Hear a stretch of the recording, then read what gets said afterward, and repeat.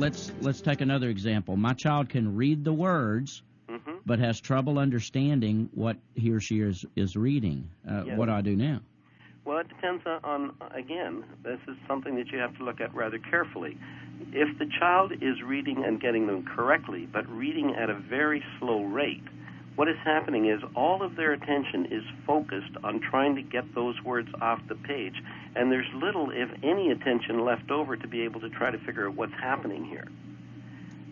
So if you have a child who's reading slowly and accurately, they may have a problem understanding simply because there's just no opportunity to absorb what it is they're reading. Right.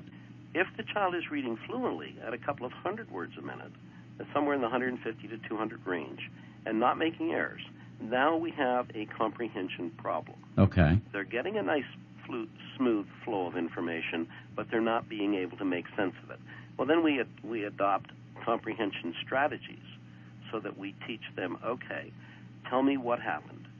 Tell me what happened first. Tell me what happened next.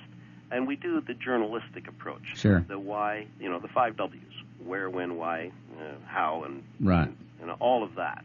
And you can, but it requires a different solution. So first of all, we have to break it out and say, okay, is this a comprehension problem because the child is having a decoding problem before we get to the comprehension, or is this a comprehension problem because they just don't know how to approach this material? Right.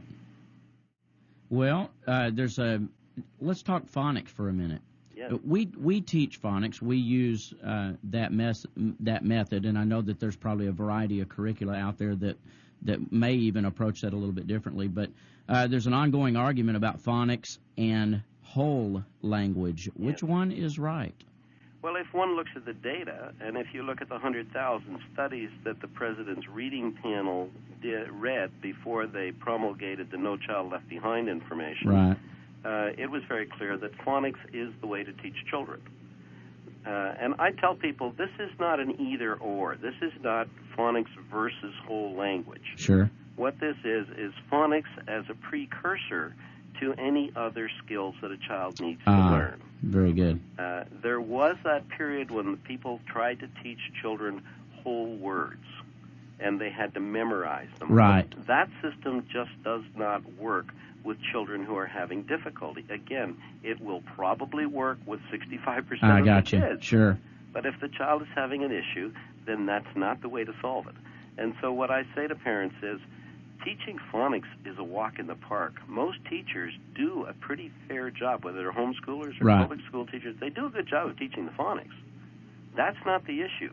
It's the blending skills that are the issue. They can't take those sounds and put them together right. to get words. And it's especially true if the words turn out to be irregular.